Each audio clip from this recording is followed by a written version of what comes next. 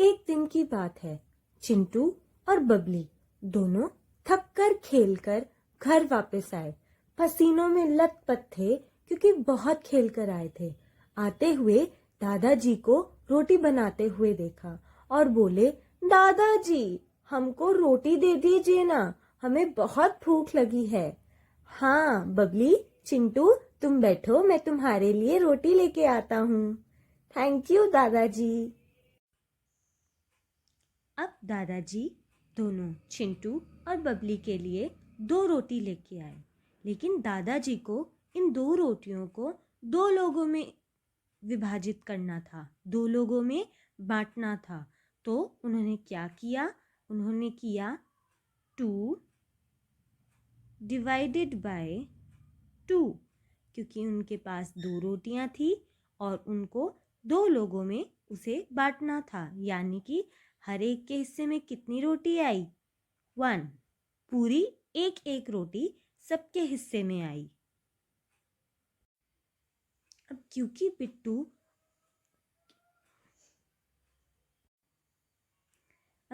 चिंटू और बबली को और भूख लगी थी तो उन्हें एक और रोटी मिली, जिन्हें उन्हें आधी आधी बांटनी थी, लेकिन उन्होंने उसे आधा ना बांटकर कुछ इन हिस्सों में बांटा। तो आपको क्या लगता है कि ये दोनों बराबर हिस्से हैं?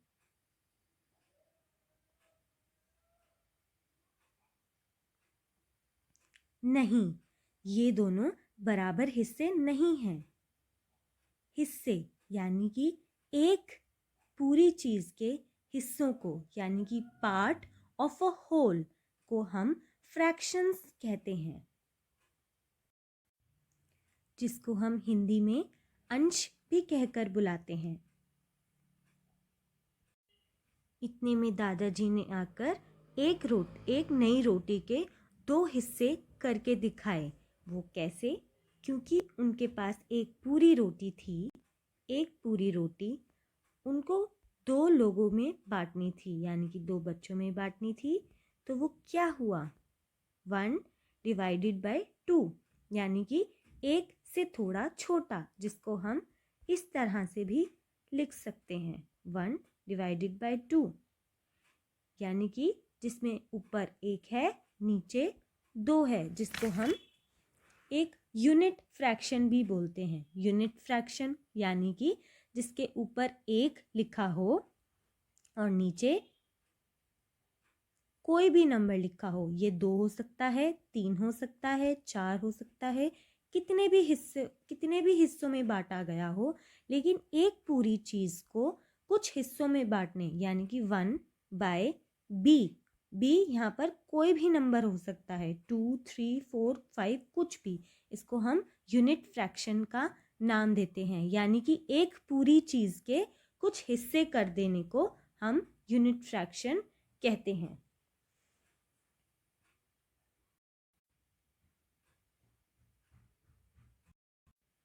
हमारे लिए पार्ट ऑफ अ होल के और क्या एग्जाम्पल्स हो सकते हैं? जैसे कि पूरे क्रेयॉन्स के डब्बे में से एक क्रेयॉन, यानी कि अगर मेरे पास 25 क्रेयॉन्स हैं, उसमें से एक क्रेयॉन एक पार्ट ऑफ द होल हो सकता है। हमारी पूरी फैमिली में से एक फैमिली मेंबर, यानी कि एक पार्ट ऑफ द होल यानी कि पूरा हिस्सा, पूरी फैमिली में से कोई एक इंसान, वो पार्ट ऑफ द होल भी कहला सकता है। ऐसे ही दुनिया में बहुत सारी चीज़ें हैं। एक अनाज की बोरी में से एक अनाज का दाना भी पार्ट ऑफ द होल हो सकता है।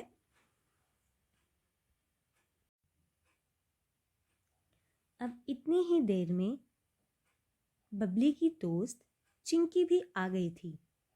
दादाजी को रोटी 3 हिस्सों में डिवाइड करनी थी, यानी कि 3 हिस्सों में उसी चीज का भाग करना था। दादाजी ने एक रोटी ली, एक पूरी रोटी, और उसको 3 हिस्सों में बांटने की प्रक्रिया की शुरुआत की।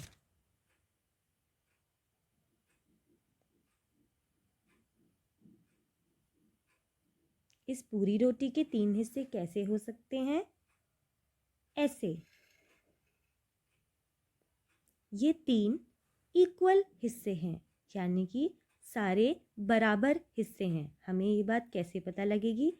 हम इन तीनों को ऐसे एक दूसरे के ऊपर लाकर रख सकते हैं, तो हमें पता लगेगा कि ये तीनों इक्वल हिस्से हैं। और ये एक पूरी, इन 3 हिस्सों को मैं दोबारा मिला दूं तो ये एक पूरी रोटी बन सकती है। इसका मतलब क्या हुआ? इसका मतलब ये हुआ कि एक पूरी रोटी थी जिसको 3 भागों में डिवाइड किया गया, तो वो क्या बना? 1 डिवाइडेड बाय 3। इसको लिखने का ये एक सिमिलर तरीका है, यानी कि एक ही तरीका है, यानी कि फ्रैक्शन और डिवीजन दोनों एक ही प्रकार के मैथमेटिकल प्रॉब्लम्स हैं, यानी कि फ्रैक्शन और डिवीजन दोनों एक ही हैं, बस उन्हें लिखने का तरीका अलग अलग किया जा सकता, अलग अलग करते हैं।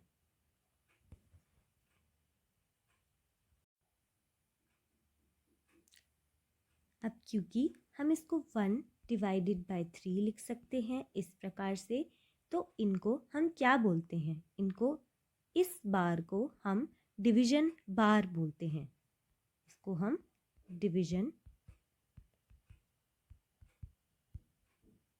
बार बोलते हैं, यानी कि डिवीजन, विभाजन का डंडा।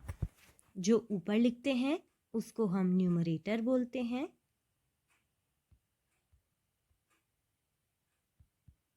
और जो नीचे लिखते हैं उसको हम डिनोमिनेटर बोलते हैं।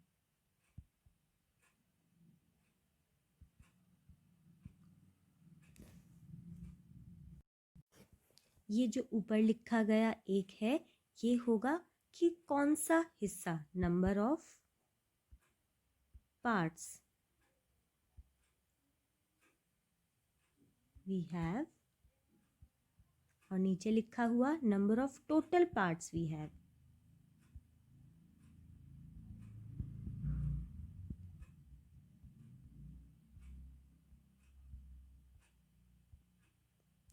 यानी कि अगर मैंने 1/3 लिखा है तो 1 यानी कि पहला हिस्सा, 3 में से पहला हिस्सा, क्योंकि यहाँ पर 1 2 3 हिस्से हैं, 3 हिस्से यानी कि जो सारे मिलाकर 3 हिस्से हैं, उनमें से जो पहला हिस्सा है हम उसकी बात कर रहे हैं। अगर ये पहला हिस्सा मैं मानती हूँ तो ये होगा ये दूसरा हिस्सा होगा, ठीक है। तो अगर मैं इसकी बात करूँगी तो ये दूसरा हिस्सा आउट ऑफ टोटल 3 हिस्से।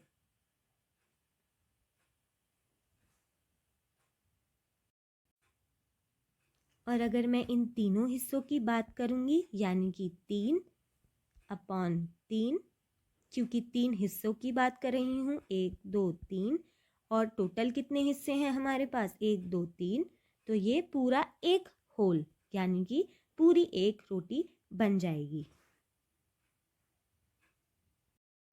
इससे हमें ये एक और बात पता लगती है कि हमारे लिए जो फ्रैक्शन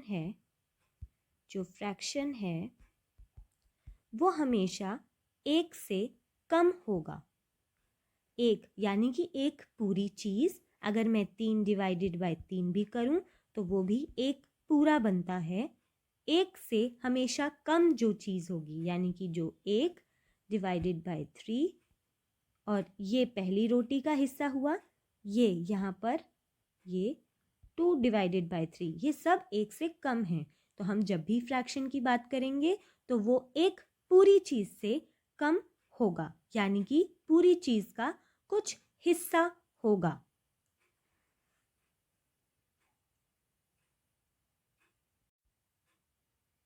अब आप लोगों के लिए मेरे पास एक सवाल है। आप देख सकते हैं ये 1 2 और 3 हिस्से हैं, और ये उसी रोटी के 1 2 और 3 हिस्से हैं। तो आपको क्या लगता है, ये दोनों प्लेट में जो भी रोटी हैं उनके बराबर हिस्से हैं? इनमें से कौन सा एक परफेक्ट फ्रैक्शन होगा?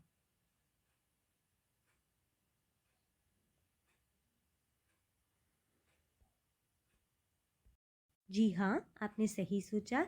ये जिनके 3 हिस्से हैं, ये एक परफेक्ट फ्रैक्शन है और ये जिसके नहीं है, वो एक परफेक्ट फ्रैक्शन नहीं है, क्योंकि इसमें जो ये वाला था, इसमें एक जो बड़ी रोटी है, ये 1, 2 और ये 3, ये इक्वल हिस्से नहीं हैं, यानी कि बराबर हिस्से नहीं हैं। और इसमें ये 1, 2 और 3 बराबर हिस्से हैं। इसीलिए फ्रैक्शन के हमेशा बराबर हिस्से होने चाहिए। मतलब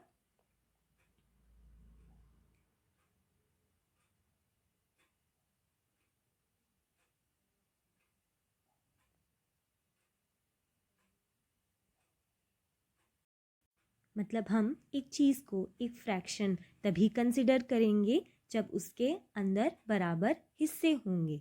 जब हम किसी चीज़ के बराबर हिस्से करेंगे, हम तभी उसे एक फ्रैक्शन बोल सकते हैं। अब आप लोगों के लिए मेरे पास एक सवाल है। आप देख सकते हैं ये 1, 2 और 3 हिस्से हैं और ये उसी रोटी के 1, 2 और 3 हिस्से हैं। तो आपको क्या लगता है, ये दोनों प्लेट में जो भी रोटी हैं, उनके बराबर हिस्से हैं? इनमें से कौन सा एक परफेक्ट फ्रैक्शन होगा?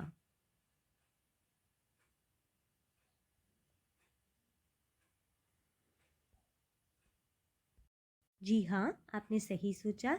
ये जिनके 3 हिस्से हैं, ये एक परफेक्ट फ्रैक्शन है और ये जिसके नहीं है, वो एक परफेक्ट फ्रैक्शन नहीं है, क्योंकि इसमें जो ये वाला था, इसमें एक जो बड़ी रोटी है, ये 1, 2 और ये 3, ये इक्वल हिस्से नहीं हैं, यानी कि बराबर हिस्से नहीं हैं। और इसमें ये 1, 2 और 3 बराबर हिस्से हैं।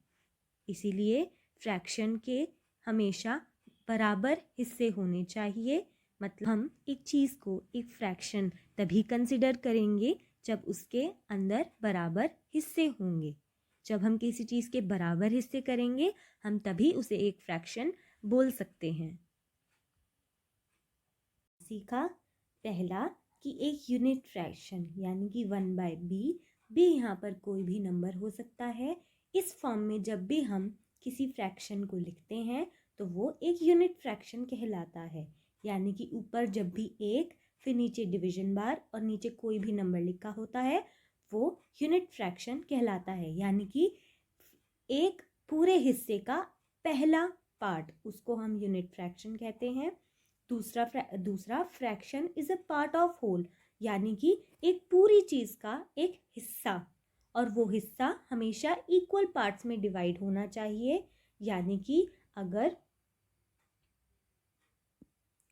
कि अगर मेरे पास एक सर्कल है और मैं उसे 4 हिस्सों में डिवाइड करती हूँ, तो वो 1, 2, 3, 4 चारों के चारों हिस्से बराबर होने चाहिए, तभी मैं इसको एक फ्रैक्शन बोलूँगी। और हमेशा जो एक हिस्सा होता है वो पूरे हिस्से का, पूरे सर्कल से कम होता है। यानी कि एक हिस्सा, जो पहला हिस्सा है या कोई भी दूसरा हिस्सा, तीसरा हिस्सा, चौथा हिस्सा, हम एक हिस्से की बात करेंगे, वो हमेशा एक पूरे हिस्से से कम होगा। अब इसको लिखने का तरीका हमने यहाँ पर देखा, 3 डिवाइडेड बाई 4। ये एक तरीका डिवीजन ही है, बस इसको लिखने का हमने तरीका बना लिया। और ऊपर वाले को हम न्यूमरेटर, फिर ये इसको डिवीजन बार कहते हैं, और नीचे वाले अक्षर को हम डिनोमिनेटर कहते हैं। ऊपर जो लिखा जाता है वो क्या होता है, number of part of a whole. यानी कि मान लो कि अगर ये 4 हिस्से हैं, उसमें से मैं तीसरे हिस्से की बात कर रही हूँ, तो वो न्यूमरेटर होगा। और नीचे total number of part of a whole, यानी कि टोटल 4 हिस्से हैं, 1, 2, 3 और 4 हिस्से हैं, तो मैंने नीचे 4 लिख दिया। आशा करती हूँ बच्चों आपको ये समझ में आ गया होगा।